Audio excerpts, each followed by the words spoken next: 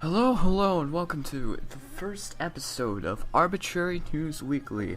I am your host, Astuka, and this is, like I said, the first episode of a series that will be going on week by week. We'll be discussing the newest news in the video game industry. For this first episode, we're going to have a few discussion topics, including that of number one, the War Z, which is pretty much the biggest internet drama going on right now, and second, basically, my games of the year, since that's really the only thing that we can talk about right now, not much else going on.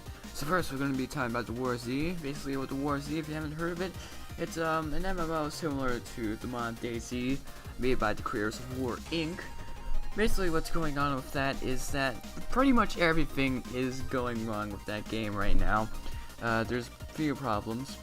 First of which being that it was released on Steam before it was actually finished.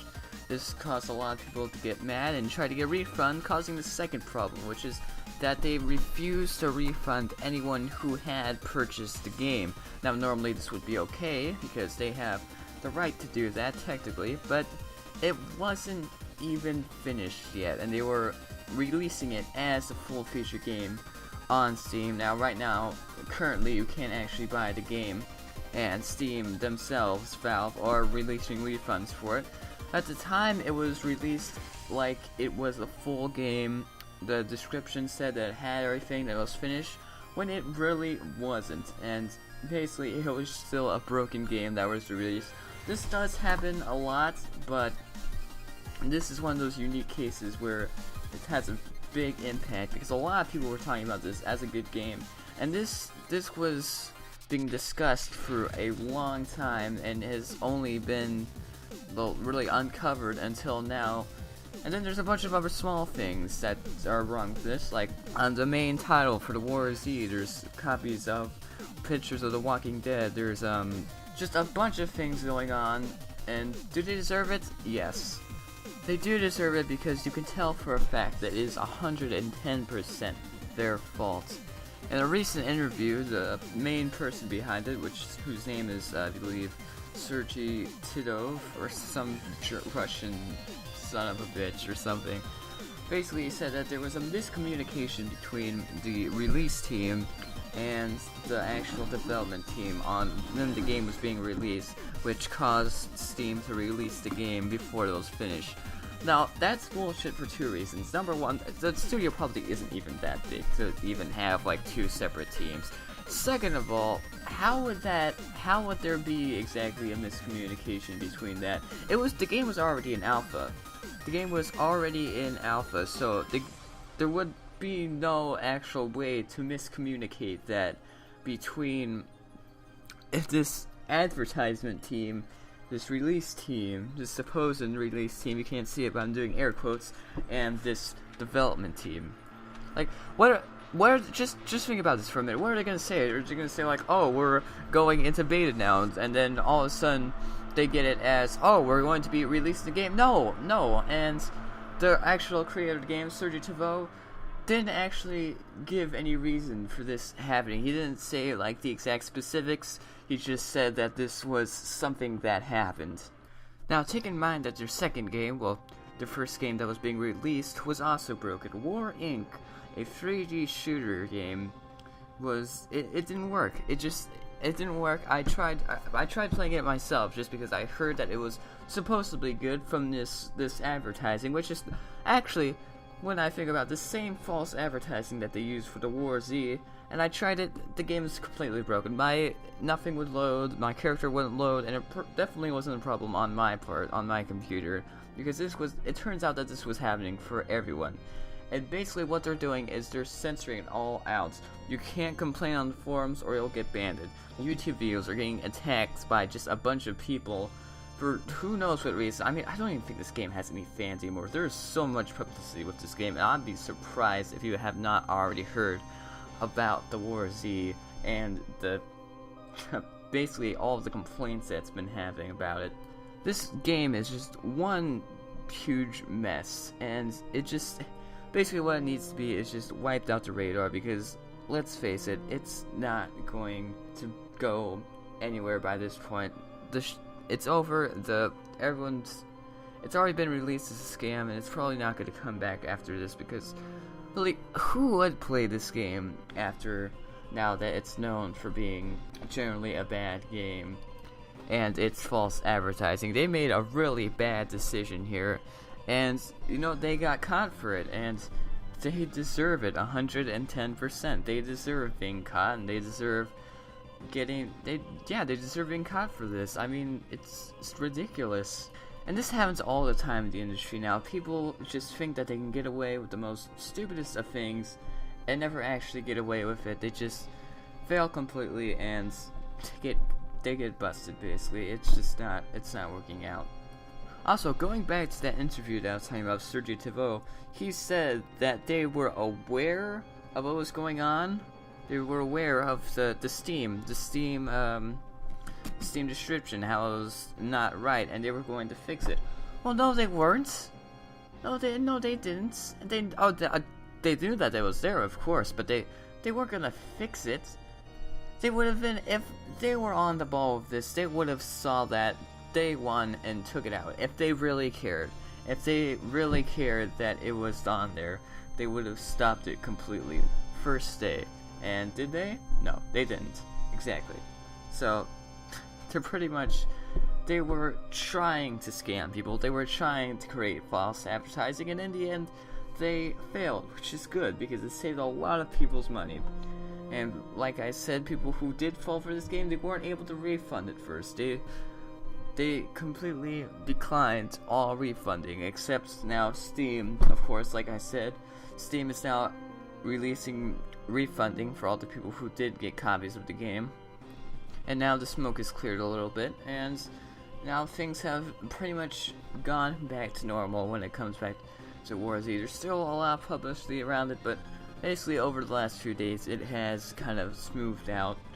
Alright, second topic, my game of the year, 2012. We're kind of running out on time a little bit here. I am on a new account, so I cannot do videos for more than 15 seconds, so I'm going to try to make this quick. My top 5 games, first 5, I'm going to have to say number 5 is probably, honestly there was not very many games released this year, so I can't really choose from very much, but I'm going to say number 5 was probably Torchlight 2.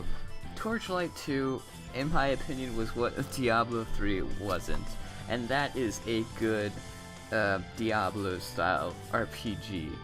Which is kind of sad because Diablo 3 had the name of Diablo in it, and yet a game called Torchlight 2 has done way better than it, apparently. For those who have played Diablo 3 but not Torchlight 2, this is the game that you wanted. This is basically what you wanted out of Diablo 3, this game.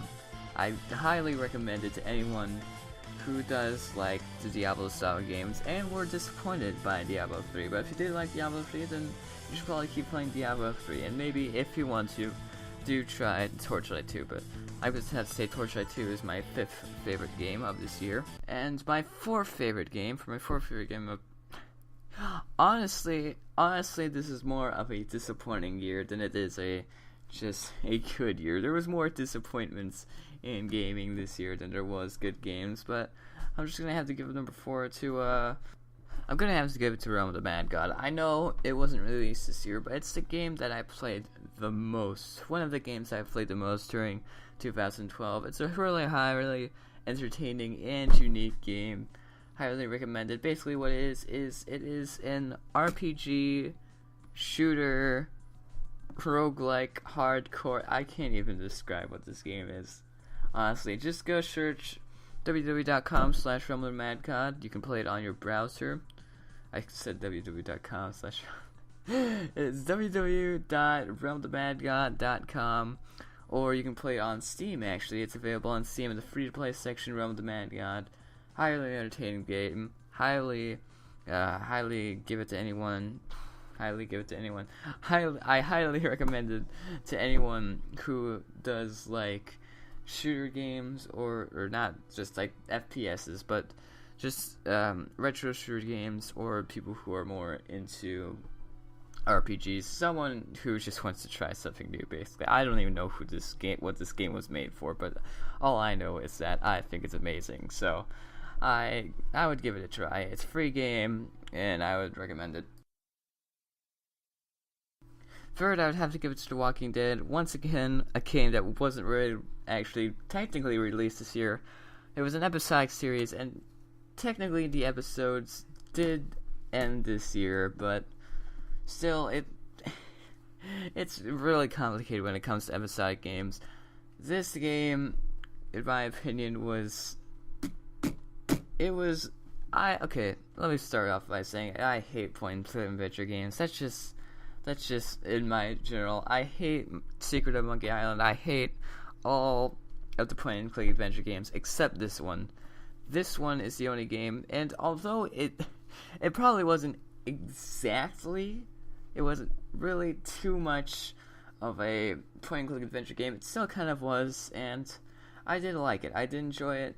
I did enjoy this game, so I recommend it to people who like the Walking Dead series, and people who like zombies, and people who like killing zombies, and people who like point-and-click adventure games, because even though it's not exactly a point-and-click adventure game, it still is a good game, and it still is technically a point-and-click adventure game.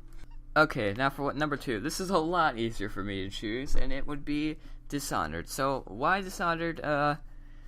It's a really unique game. It really reminds me of Deus Ex, those types of games, which are some of my favorite games. You can pretty much play the game, and it is in the way that you can pretty much play the game however you want. You can choose to, basically, number 1, kill everyone, or number 2, don't kill anyone, and every single thing in between. And those types of games I really enjoy. And if you enjoy Deus Ex or maybe Vampire the Masquerade, I'm pretty sure, I never actually played that game, but I heard that's fairly similar to Deus Ex. I would recommend it if you do like those games and you have played them. And if you haven't played those games, I still recommend Dishonored, because it is a very unique game in itself. And those types of games are pretty unique. So if you haven't played one of those games, I would probably start with Dishonored. It would be a pretty good game to start with. I mean, it's, even though it's not like the original, it's not the first person or the first game to do this, it still is a pretty awesome game. Honestly, it has a really unique setting, and I would play it. Actually, I have played it, but I'd play it if I haven't played it. So, yeah. And my number 1 game of the year is, I should probably just do the regular drum fix. Journey is my number 1 game of the year, and for good reason. I have been following this game since it was first announced. I was waiting for this game to be released, and finally it did. And I was surprised. There's a lot of things I could describe. I could spend like 20 minutes describing Journey, and I still probably wouldn't finish. I did have a blog written about Journey, which I will put in the description, and you could read that.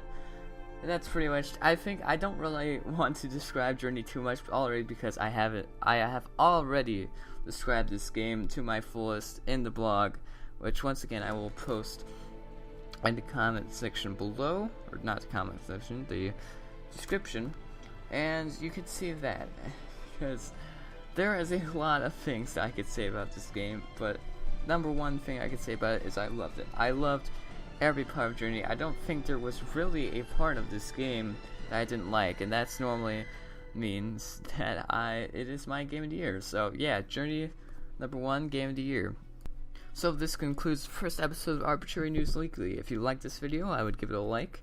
If you dislike this video, maybe, then I guess you could just give it a dislike. Still helps either way, criticism. And if you want to see more, you can always subscribe. And yeah, that's it. Oh, also, you can also check out youtube.com/TotallyNotBrazers. It is a channel that I made with a friend of mine, and basically what we do is we play video games. We play video games and show how bad we are at recording video games and let's playing video games. So you can watch that, and then there's also my old videos at youtube.com/MontyPython. Not exactly that high quality, but you can check them out. And that is about all I have to say. We are reaching the 15-minute point, and I will see you next time.